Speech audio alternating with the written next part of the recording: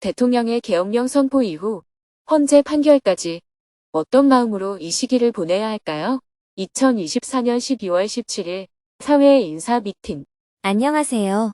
서울정토회관의 아침이 밝았습니다. 스님은 새벽 수행과 명상을 마친 후 아침 7시에 정토사회문화회관으로 향했습니다. 귀국하자마자 혼란스러운 시국 상황 속에서 스님에게 조언을 구하고자 많은 사회 인사들이 찾아왔습니다. 아침 일찍 김두관 전 의원이 찾아와서 함께 조찬을 하면서 시국 현안에 관해 이야기를 나누었습니다. 스님은 앞으로 이런 불행이 되풀이되지 않게 하기 위해서는 제왕적 대통령제의 개헌을 통해 대통령 권한의 일부를 총리 중심으로 하는 내각에 분산시키고 선거법 개정을 통해 여야 협치가 가능한 정치구조를 만들어야 할 필요성이 있다고 강조했습니다. 지금 정치 상황이 혼란스럽기는 하지만 여야가 힘을 합해 이 위기를 잘 극복하면 오히려 정치 발전의 기회가 될 수 있다는 스님의 이야기에 김 전 의원도 깊이 공감했습니다. 오전 9시 30분에는 김경수 전 경남지사가 귀국 인사차 스님을 찾아왔습니다. 영국에서 유학하고 있던 김 전 지사는 스님이 유럽 순회 강연을 갈 때 몇 차례 만남을 가진 적이 있는데요. 대통령의 비상계엄 선포로 촉발된 국정위기 상황을 접하고 지난 5일 조기 귀국을 했다고 합니다. 스님이 필리핀 민다나오 방문을 마치고 귀국했다는 소식을 듣고 스님께 인사차 찾아왔습니다. 스님은 민다나오 학교 준공식을 하고 온 직후라 시리아, 부탄 사업까지 스님의 해외 구호 활동을 소개해 주었습니다. 김 전 지사는 비상계엄령 선포와 대통령 탄핵 소추안 가결 이후 정치적 상황이 어떻게 전개될지 또 어떻게 대응해야 할지에 대해 스님의 의견을 물었고 서로 많은 대화를 나누었습니다. 다음에 또 찾아뵙겠습니다. 감사합니다.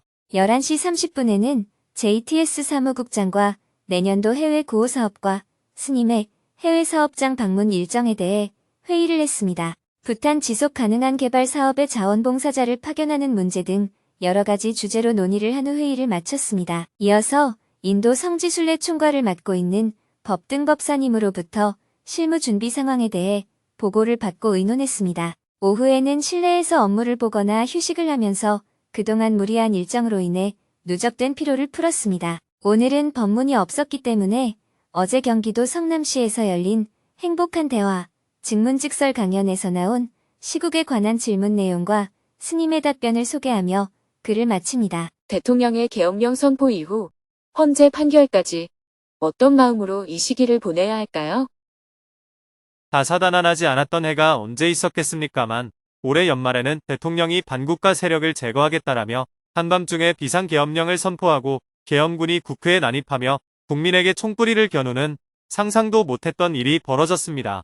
지난 열흘 남짓 예기치 못한 사태를 당해서 국민들이 많이 불안해하고 잠도 못 자고 그랬습니다.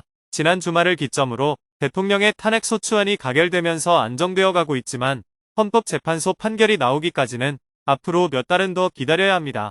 그런 와중에 경제 위기는 어느 때보다 심각해서 사람들이 입는 것 먹는 것까지 다 줄여야 하는 위기 상황입니다.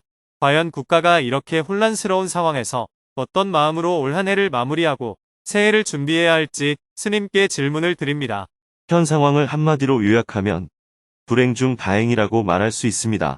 이번에 일어난 계엄은 결코 일어나서는 안 되는 사건이었어요. 안타까운 일입니다. 우리나라가 국제사회로부터 이제 선진국 지위를 인정받고 있고 지금 전 세계적으로 한류 열풍이 불고 있잖아요. 제가 세계를 다녀보면 대한민국에 대한 호감도가 계속 상승하고 우리나라를 방문하는 외국인들도 계속 늘어나고 있었는데 이번 쿠데타로 인해 국격도 추락하고 안보도 경제도 다 위기 상황이 되었습니다. 국가 비상사태가 일어나 계엄이 선포된 것이 아니라 잘못된 계엄 선포로 국가가 비상사태에 놓이게 된 것이지요. 그런데 어쩌겠어요. 이미 일어나 버렸잖아요. 이번 비상계엄은 말이 계엄이지 사실은 신이 쿠데타였다고 할 수 있습니다. 그런데 이번에 일으킨 쿠데타는 6시간 만에 실패로 끝난 것입니다. 자유민주주의 국가인 대한민국에서 반헌법적 쿠데타가 45년 만에 다시 일어났다는 것은 참 불행한 일인데 그것을 야당과 국민이 앞장서서 6시간 만에 막아냈다는 것도 지금까지 세계 역사에서 찾아보기 드문 대단한 일입니다. 이런 점에서 세계인들이 대한민국 국민을 굉장히 높게 평가하고 있습니다. 그동안 군부 독재를 민주항쟁으로 몰아내고 자유민주주의를 꽃 피우기 위해 여러 방면에서 노력해온 우리 대한민국은 세계사적으로 그 유래를 찾아보기 힘들 정도로 눈부신 경제 성장도 함께 이뤄냈습니다. 그런 대한민국에서 신이 쿠데타가 일어났다는 건 대한민국 어딘가에 취약점이 분명히 존재한다는 것입니다. 불행 중 다행으로 민주적 절차에 따라 6시간 만에 국가를 정상화했다는 것은 그래도 대한민국의 민주주의가 그만큼 탄탄하게 뿌리를 내렸다는 뜻이기도 합니다. 이것은 지금 대한민국 안에는 매우 불안정한 요소도 있고 매우 안정적인 요소도 동시에 내재하고 있다는 의미죠. 어떻게 이토록 민주주의가 발전한 국가에서 반국가 세력을 척결하겠다라며 위헌적 비상계엄을 선포하고 무장 군인이 국회에 난입하는 상황이 가능했을까요? 이것이 가능했던 것은 우리나라가 남북이 분단되어 있고 서로 적대 관계에 놓여 있기 때문입니다. 바로 여기에 대한민국의 취약점, 즉 코리아 리스크가 있는 것입니다. 이번 친위 쿠데타를 일으킨 사람은 북한을 핑계로 반국가 사범을 척결한다는 명분으로 비상계엄을 선포하고 자신들이 처한 위기를 모면하려고 시도한 겁니다.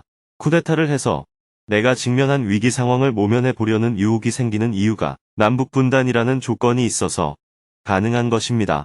이것을 소위 북풍이라고 표현하기도 하는데 비단 남한만 그런 것이 아니고 북한도 독재 권력을 유지하기 위해 남쪽을 이용하기는 마찬가지입니다. 지금까지 우리가 잊고 있었지만 이번 일을 계기로 남과 북이 서로 적대 관계에 놓여 있다는 현실이 우리 사회 안전에 얼마나 큰 악영향을 끼칠 수 있는지를 여실히 알 수 있었습니다. 이것은 꼭 북한이 도발을 해서만이 아니고 우리 남한 안에서도 이것을 이용할 수 있기 때문에 사회 불안정성의 큰 원인이 된다는 것입니다. 정치만이 아니라 경제도 마찬가지입니다. 남북 간에 전쟁이 일어날 위험이 항상 존재하고 있어 만약 전쟁이 나면 한국 경제는 완전히 붕괴될 것입니다. 이웃나라 일본 경제는 하루 만에 폭삭 망할 가능성은 거의 없다고 할 수 있어요. 일본에 갑자기 전쟁이 일어날 가능성은 없으니까요. 그런데 우리나라는 달라요. 당장 내일 아침에라도 전쟁이 일어날 수도 있는 조건에 놓여 있어요. 마치 모래 위에 성을 쌓아놓은 것 같은 불안정성을 갖고 있습니다. 냉정한 시선으로 보면 남북이 분단되어 서로 적대 관계에 놓여 있는 것이 바로 우리나라의 현실입니다. 그래서 하루빨리 남북 간 적대 관계를 해소해야 우리 사회가 그만큼 안전성을 공고히 할 수 있습니다. 앞서 말한 코리아 리스크의 근본 원인은 바로 분단에 기반하고 있습니다. 일촉즉발의 이런 위기 속에서도 다행히 지난 반세기 이상 경제 발전과 민주주의를 위해 국민들이 노력해온 덕분에 이번 사태를 빨리 수습할 수가 있었던 겁니다. 통상 군대나 경찰 같은 치안 조직은 명령이 떨어지면 이것을 따라야 하나, 항명해야 하나, 이렇게 심사숙고를 하지 않습니다. 그냥 상관의 명령에 따릅니다. 1980년 5월 광주 항쟁이 일어날 때도 그랬고 그 전에 12.12 사태 때도 그랬어요. 그런데 지금은 민주주의가 공고하게 그 뿌리를 내렸기 때문에 이번 기회에 싹 다 잡아들여 정리하라라고 하는 위법적이고 위헌적인 지시에 군인이나 경찰이라 하더라도 잘 따르지 않는 사회 분위기가 된 것이죠. 명령을 하니까 따르기는 하는데 마음속에서는 자꾸 이건 아닌데 하는 생각이 드는 겁니다. 그래서 군인들에게 국회에 창문을 깨고 들어가 국회의원들을 밖으로 끌어내라 하고 명령을 해도 시키는 대로 하지 않을 뿐만 아니라 돌아가면서 몇 번이나 죄송하다고 사과하기도 했지요. 그만큼 민주주의가 다수의 국민들에게는 이미 깊게 뿌리내려 있다는 것이지요. 물론 아직도 그렇지 않은 사람도 있지만요. 그래서 분단 상태를 이용해서 권력이나 힘을 가진 자가 쿠데타를 일으킬 가능성은 있지만 성공하기는 매우 어렵다는 것을 이 사건을 통해서 확인했다고 할 수 있습니다. 실패한 것을 보았으니 앞으로는 이런 위험이 조금 더 낮아지겠죠. 물론 아직도 그런 위험은 잠재해 있습니다. 그러나 쿠데타가 성공하기는 더더욱 어려워질 것임을 알 수 있습니다. 이번에 발생한 일들을 보면서 우리는 배우는 게 있어야 합니다. 우리 사회의 좋은 점과 나쁜 점, 불안정한 면과 안정된 면을 스스로 평가해낼 수 있어야 합니다. 이번 친위 쿠데타는 일어나지 않았어야 하지만 이미 일어난 일이니까 지금 상황에서 우리가 해야 할 일은 교훈을 얻는 것입니다. 지금까지 10대나 20대 젊은 세대는 부모 세대가 피 흘리며 투쟁해서 민주화를 이루어냈다는 사실에 대해서 잘 몰랐어요. 그냥 공기처럼 당연하게 누릴 수 있는 것인 줄 알았는데 이번에 계엄령 선포에서 탄핵까지 일련의 사건을 지켜보고 참여하면서 민주주의에 대한 학습 효과가 굉장히 컸다는 점에서는 긍정적으로 평가할 수 있습니다. 그리고 이번 여의도 집회에는 저처럼 나이 든 사람보다 젊은 사람들이 많이 모였습니다.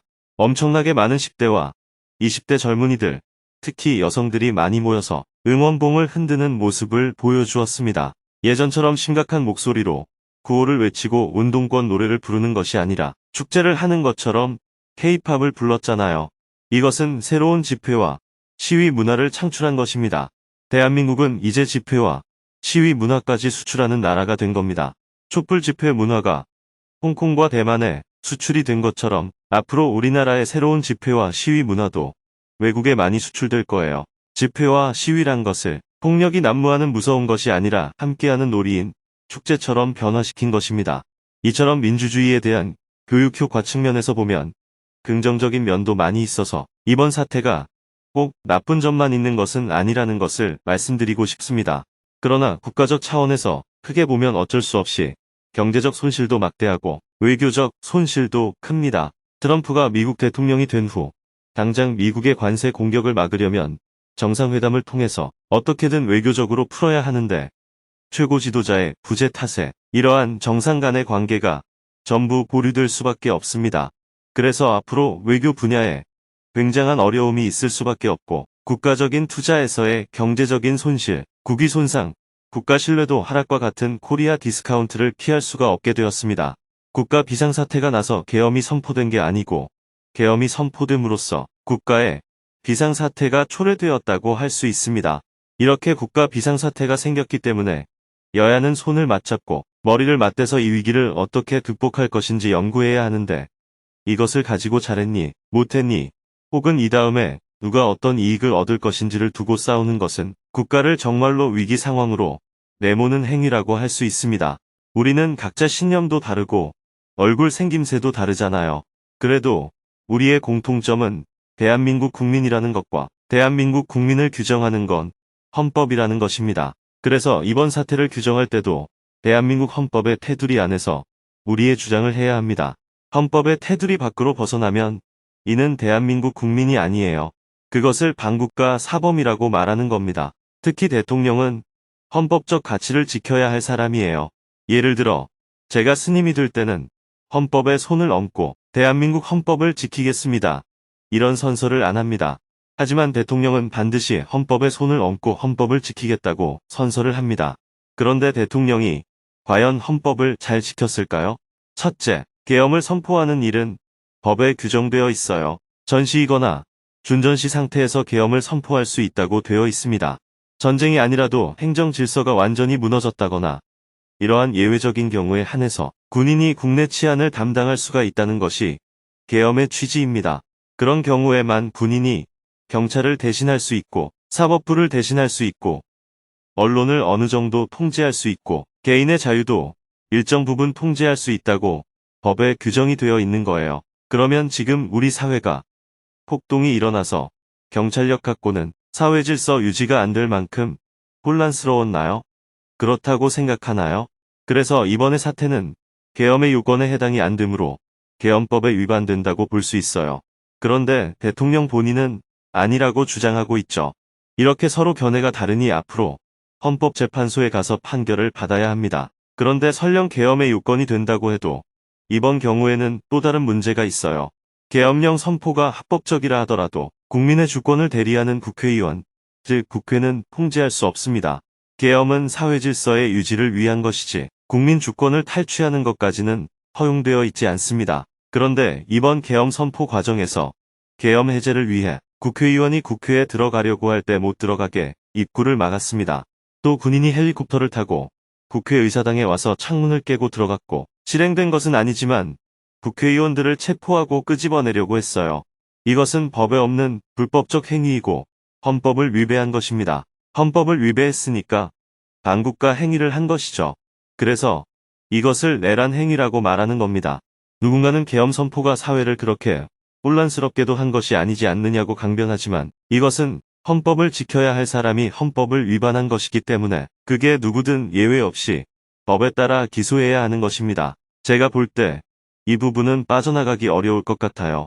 여당으로서는 대통령이 자기 편이니까 응원을 할 수도 있는데 국회를 통제하고 국회의원을 체포하려고 했던 행동에 대해서까지 자기 당에 불리하다고 탄핵소추안에 반대를 한다면 이것은 매우 잘못된 것입니다. 헌법을 부정하면 반국가 행위임에도 그것을 내 편이라고 옹호한다면 지금 여당이 이 사태를 잘못 보고 있는 것입니다. 물론 견해는 서로 다를 수 있고 자기들의 이해관계가 워낙 크게 걸려 있으니까 그럴 수도 있겠지만 이는 반국가 사범을 옹호하거나 동조하는 행위입니다.